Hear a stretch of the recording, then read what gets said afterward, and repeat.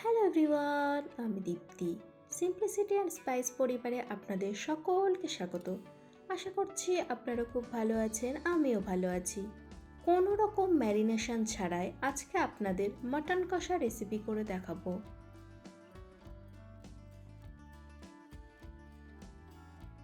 এর জন্য প্রথমে 500 গ্রাম খাসির মাংস ধুয়ে নিয়েছি, 4টে বড় সাইজের পেঁয়াজ কুচি করে নিয়েছি, আর নিয়েছি রসুন কোয়া। আমি মাংসতে গোটা রসুন খেতে ভালোবাসি বলে একটা গোটা রসুনও নিয়েছি আদা জিরা বাটা ও শুকনো লঙ্কা বাটা। আমার মতো কারা কারা মাংসতে গোটা রসুন খেতে ভালোবাসেন অবশ্যই কমেন্ট বক্সে জানাবেন। 3 পিস আলু নিয়ে লবণ হলুদ মেখে নিয়েছি। অন্যদিকে কড়াইতে সর্ষের তেল গরম হয়ে এলে আলুগুলো দিয়ে উল্টে পাল্টে ভেজে তুলে নেব।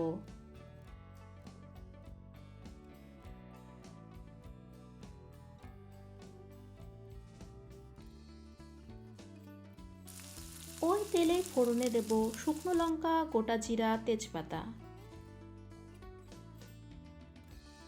পেঁয়াজ কুচি, রসুন কোয়া দিয়ে ভালো করে ভাজা ভাজা হয়ে এলে আদা জিরা বাটা, শুকনো লঙ্কা বাটা দিয়ে সব কিছু ভালো করে মিশিয়ে নেব।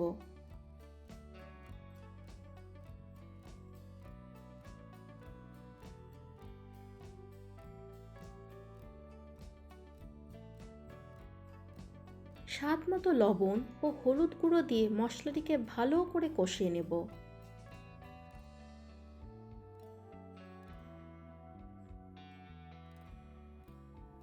মশলা থেকে তেল ছেড়ে দিলে খাসির মাংস দিয়ে সব কিছুর সাথে ভালো করে কষিয়ে নেব।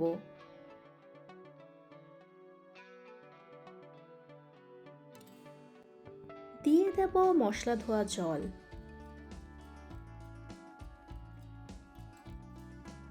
এবারে ওভেনের ফ্লেম একদম লো করে ঢাকনা দিয়ে দেব, যাতে মাংস ধীরে ধীরে সেদ্ধ হয়ে যায়।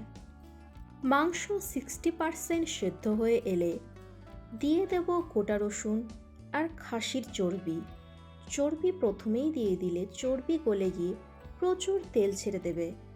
রান্নার শেষে চর্বি আর খুঁজে পাওয়া যাবে না, তাই সবসময় চেষ্টা করবেন মাংস কষানোর একটু আগে চর্বিগুলো দিতে।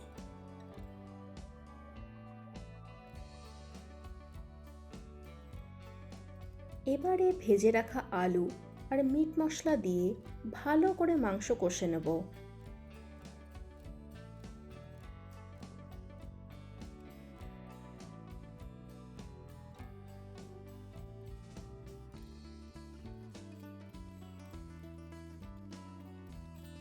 দেখুন মাংস থেকে তেল ছেড়ে দিয়েছে।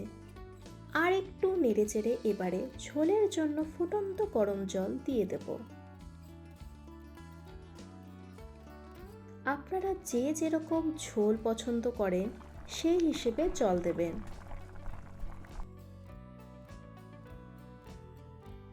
আমার মনে হয়েছিল লবণ একটু কম হয়েছে, তাই আর একটু লবণ দিয়ে দিয়েছি। ঝোল ফুটে কমে এলে গরম মশলা দিয়ে দেব। আমি খুব একটা ঝোল রাখবো না, তাই অনেকটাই ফুটিয়ে নিয়েছি। এইদিকে দেখুন মাংসটাও খুব সুন্দর সেদ্ধ হয়ে গেছে। আপনারা চাইলে এই সময় নামিয়ে নিতে পারেন, তবে আমার মাংসের হাড়গুলো একটু নরম না হলে ভালো লাগে না, তাই আমি প্রেসার কুকারে একটা সিটি মেরে নিয়েছি। দেখুন কতটা লোভনীয় লাগছে। মাংসের সাইড দিয়েও তেল ছেড়ে দিয়েছে।